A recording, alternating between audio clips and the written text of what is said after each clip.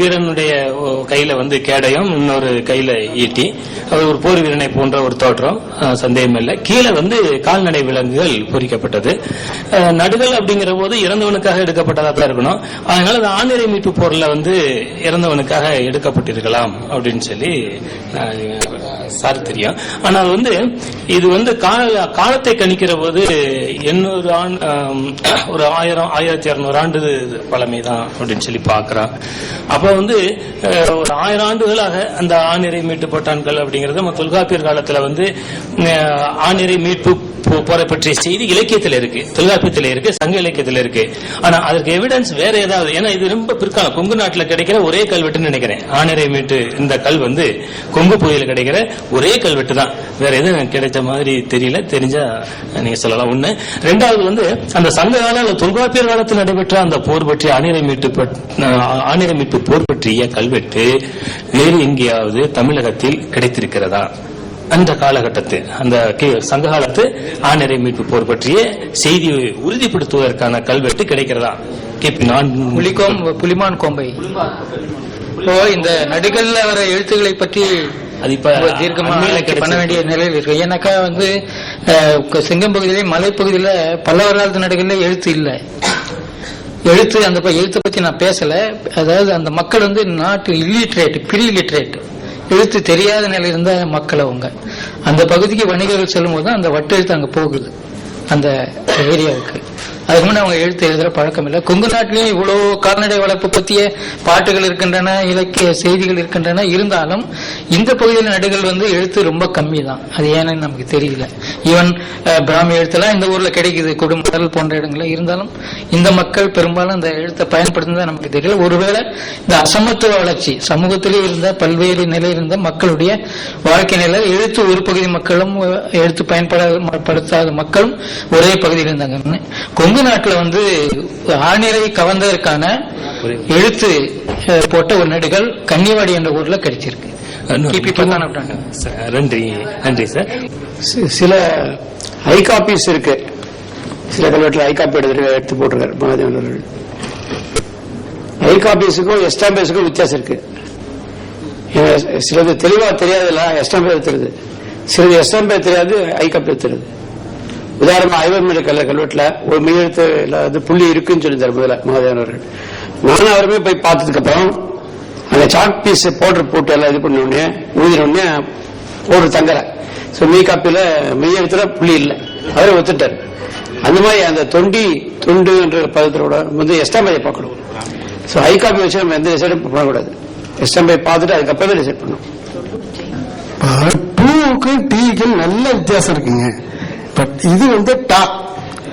இந்த டாவ்ல மேல கோடு போனா டி, கீழே கோடு வந்தா டு. பட் இப்ப கல்வெட்டுல நமக்கு இவர் கொடுத்திருக்கிற அந்த நூல்ல இருக்கிற படத்துல கீழே தான் வந்திருக்கு அந்த கோடு. இப்ப மேல கோடு போய் நான் அப்படி இருந்ததுன்னா நான் இல்லைன்னு சொல்ல போறது கிடையாது. கீழே தான். இப்ப நீங்க என்ன ஆச்சுன்னா அதுல இன்னு தோ, அந்த அணையில இன்னும் தோவும் தான் தலைகீழ இருக்கு. அதுக்கு அடுத்தது இன்னு வருது, 3 சுழி இன்னு, அது சரியா வருது. அதுக்கு அடுத்தது டாவுக்கு கீழே கோடு வருது டு. அதனாலதான் நான் டூன்னு எடுத்துக்கிட்டேன். அப்புறம் நாம தனியா பேசுறேன். நீங்க இப்போதைக்கு ரிசர்ச் எல்லாம் இப்ப பேசாதீங்க. நான் பேசுறது இந்த புக்ல இருக்கிறத பேசுறேன். என்னுடைய கேள்வி கொஞ்சம் மாறுபட்ட கேள்வி. இப்போ இந்த கல்வெட்டுகள் எல்லாம் மெய்யெழுத்துக்கு புள்ளி வைக்காத கல்வெட்டுகளாவே இப்ப நாம் பார்க்கிறோம். மெய்யெழுத்துக்கு புள்ளி வைக்கணும் அப்படின்றது தொல்காப்பியர் சூத்திரத்துல சொல்றாரு. அப்போ புள்ளி வைக்காத மெய்யெழுத்துக்கள் இருக்கக்கூடிய கல்வெட்டுகளுடைய காலம் எவ்வளவு இருக்கும்? அதாவது தொன்மையான கல்வெட்டு என்று எடுத்துக்கொண்டால் அதனுடைய காலம் என்னவாக இருக்கும்? அதை அடிப்படையாக கொண்டு தொல்காப்பியுடைய காலத்தை ஓரளவுக்கு நாம் கணிக்க முடியும் என்று நினைக்கிறேன். ஏனென்றால் இவர் மெய்யெழுத்துக்கு புள்ளி வேண்டும் என்று சொல்லுகிறார். ஒரு எடுத்துக்காட்டாக கிமு 6ஆம் நூற்றாண்டில் நமக்கு கிடைக்கிற ஒரு பழமையான கல்வெட்டு என்று வைத்துக் கொள்ளும். 6ஆம் நூற்றாண்டில் இருக்கிற கல்வெட்டுல மெய்யெழுத்துக்களுக்கு புள்ளி இல்லாம இருக்குன்னா தொல்காப்பியருடைய காலத்தை கிமு 6ஆம் நூற்றாண்டுக்கு பிறகு என்று நாம் கணிக்கலாம். ஏனென்றால் அவர் தான் முதல்ல மெய்யெழுத்துக்களுக்கு புள்ளி வைக்க வேண்டும் என்று சூத்திரத்தில் தெளிவா சொல்றாரு. அது இந்த கால ஆராய்ச்சிக்காக இந்த மெய்யெழுத்துக்கு புள்ளி வைக்கிறது, நீங்க தொன்மையான கல்வெட்டினுடைய காலம் என்னன்னு சொன்னீங்கன்னா அதை அடிப்படையா வச்சுட்டு அதுக்கு பின்னால தொல்காப்பியம் வருது அப்படின்றது நாம முடிவு செய்யறதுக்கு ஒரு வாய்ப்பா இருக்கும் என்று நான் கருதுகிறேன். I must thank all the four speakers for a very interesting presentation. I'm afraid I won't be able to speak in Tamil so fluently. I am grateful for very many reasons because they have brought to focus important aspects of society and economy in the case of Mr. Dr. Pungundran. And Vedachalam brought out interesting information about the paleography of Brahmi, Bhattacharya and Tamil.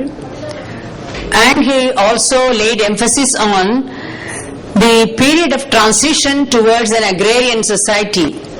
That's very important, I think, with the help of the Pulankurichi inscription, which marks the first reference to a Brahmadeya and temples other than Brahmanical temples like Jain temples. So the period of transition is very important in the changes that came over Tamil society from between the 4th and the 6th centuries AD. And of course, Kashinathan's paper was most fascinating from the point of view of how he is trying to reread and redecipher the inscriptions. We hope that he will give his paper for publication and through which many of us will benefit. Thank you all very much.